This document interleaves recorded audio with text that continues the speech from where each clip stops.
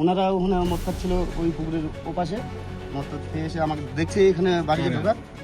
বিজয়, তার পিন্টু দাস, বাপ্পা মালো, এরা এসে আরও কয়েকজন ছিল, ওদের নাম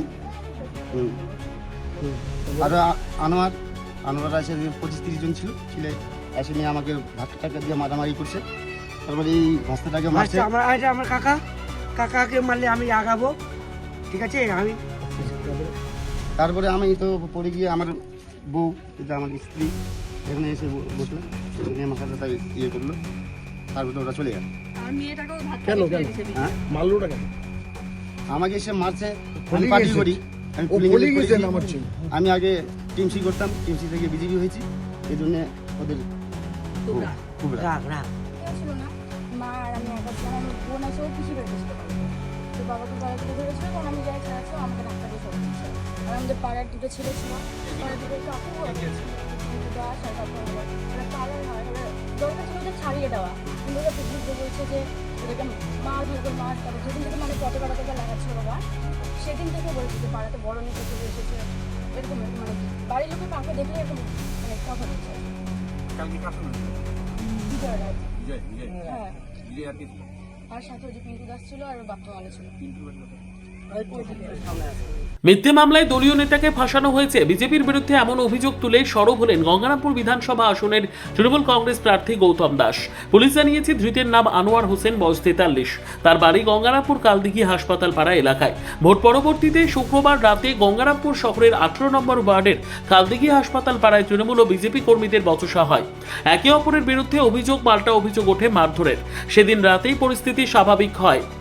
শনিবার সন্ধ্যায় কালদিঘিতে যান দলীয় কর্মীর বাড়িতে গঙ্গারামপুর আসনের বিজেপি প্রার্থী সত্যেন্দ্রনাথ রায়। দলীয় কর্মীদের সঙ্গে কথা বলে রাতেই সত্যেনবাবু গঙ্গারামপুর থানায় যান। এতে রাজনৈতিক চাপানোতর বাড়তে থাকে। ঘটনার পর রাতে তৃণমূল নেতা আনোয়ার হোসেনকে পুলিশ গ্রেপ্তার করে। বিষয়টি জানাজানি হতে রবিবার বেলা 11টা নাগাদ তৃণমূল নেতা কর্মীরা গঙ্গারামপুর থানায় জমায়েত হয়। খবর পেয়ে গঙ্গারামপুর থানায় ছুটে আসেন গঙ্গারামপুর বিধানসভা আসনের তৃণমূল কংগ্রেস প্রার্থী গৌতম দাস ও তৃণমূল নেতা মৃণাল সরকার। কেন দলীয় নেতা আনোয়ারকে গ্রেপ্তার করা হলো সে বিষয়ে পুলিশের সঙ্গে তারা দীর্ঘক্ষণ আলোচনা সারেন। গৌতম বাবুর অভিযোগ, বিজেপি প্রার্থী সত্যেন্দ্রনাথ রায় মিথ্যে গল্প সাজিয়ে আনোয়ারের নামে মিথ্যে মামলা দেওয়া হয়েছে। সংবাদটি নিবেদন করছেন স্বস্তিলোক উৎসব ভবন, গঙ্গারামপুর, দক্ষিণ দিনাজপুর। ঘটনা হচ্ছে গত পরশুদিন 18 নম্বর ওয়ার্ডের হাতিডুবা এলাকাতে মদক্ষ অবস্থায় সত্য মালো খুব সম্ভবত নাম অশ্লীল ভাষায় চিৎকার করে আমাদের যে বুথের যে প্রেসিডেন্ট তাকে গালিগালাজ করে। সে ওই সময় মোটরসাইকেল নিয়ে ফিরছিল। সে সামনে দাঁড়ায় এবং দাঁড়িয়ে জিজ্ঞেস করে যে কেন এই সমস্ত বাবা মা তুলে গালিগালাজ করছিস কেন। তখন তার উপর অ্যাটাক করে তারা কয়েকজন মিলে, এবং অ্যাটাক করার পরে রীতিমতো তার সঙ্গে ধস্তাধস্তি করে, জামা কাপড় ছিঁড়ে দেয়। এবার আমার সঙ্গে যদি কারো ধস্তাধস্তি হয় সেখানে তো পাল্টা কাউন্টার হবে, এটাই স্বাভাবিক, এটা অস্বাভাবিক নয়। পাল্টা কাউন্টার হয়েছে এবং পরবর্তী সময় থানার থেকে পুলিশ ফোন করে আনোয়ারকে জানায় যে এখানে একটা গণ্ডগোল হচ্ছে, একটু যদি শান্ত করা যায় বিষয়টা। আনোয়ার সেখানটায় যায়, তাদেরকে ছুটিয়ে দেয়, শান্ত করে।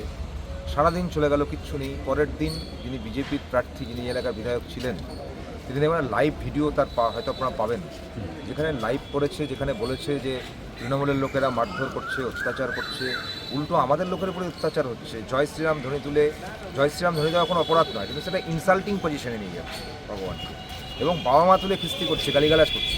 এবং এই সত্য মালোর এগেনস্টে এর আগেও একাধিক মামলা আছে।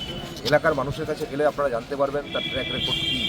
তারপরেও আমরা শান্তি অবস্থান করবার জন্য কালকেও সত্যেনবাবু গিয়ে উস্কানি দেওয়ার পরেও, ওই অশোকবর্ধন সত্যেনবাবুরা উস্কানি দেওয়ার পরেও আমি নিজে এলাকায় যাই, এলাকায় গিয়ে বলি যে কোনোরকম তাদের ট্র্যাপে পা না দেওয়া, উস্কানিতে পা না দেওয়া। পরবর্তী সময় দেখা যাচ্ছে যে একটা গণ্ডগোলের এফআইআর হতেই পারে, বোথ সাইড এফআইআর হতে পারে, কিন্তু অত্যন্ত দুঃখজনক বিষয় যে যারা অভিযোগটা করছে তারা একটা মিথ্যা মামলা সাজিয়ে অভিযোগ করেছে থানাতে, যেখানে পক্ষর মতো অভিযোগ, যেখানে কোথাও কোনো ভিডিওতে সত্যেনবাবু লাইভ করার সময় আপনারা কোথাও দেখতে পাবেন না যে এইরকম কোনো ঘটনা ঘটেছে। এবং যাকে পুলিশ ফোন করে পাঠালো থামানোর জন্য, তাকে 1 নম্বর আসামি করে মামলা স্টার্ট করা হলো। এই অন্যায় আমরা কোনো মতে মানতে চাইছি, আমরা মানব না। লিগ্যালি যদি কিছু হয়ে থাকে নিশ্চয়ই এফআইআর হবে, পুলিশ রেড করবে, অ্যারেস্ট করবে, ব্যক্তিগতভাবে দলের তরফ থেকে আমাদের কোনো আপত্তি নেই। যেখানে পুরো নির্বাচন প্রক্রিয়াটা উৎসবের মেজাজে হলো, হারের ভয়ে কী করে মানুষকে ব্যতিগ্রস্ত করে দেওয়া যায়, এলাকায় কী করে ল অ্যান্ড অর্ডার তৈরি করা যায়, তার চেষ্টা একজন নির্বাচনে দাঁড়িয়ে যিনি বিধায়ক ছিলেন তার কাছ থেকে অন্ততপক্ষে এটা আমরা আশা করি, বা তার দলের থেকে এটা আমরা আশা করি না। সত্য ঘটনা যা আছে তার এগেনস্টে যা স্টেপ নেওয়ার আইনগতভাবে আমরা তার পক্ষে, তার বিপক্ষে না।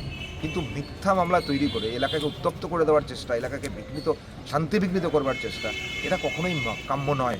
ভোটের পরেও তৃণমূলের একই কালচার, গুন্ডামি, সন্ত্রাস, অত্যাচার আর মানুষের উপরে তার মানে বিভিন্ন রকমভাবে নির্মম অত্যাচার করছে।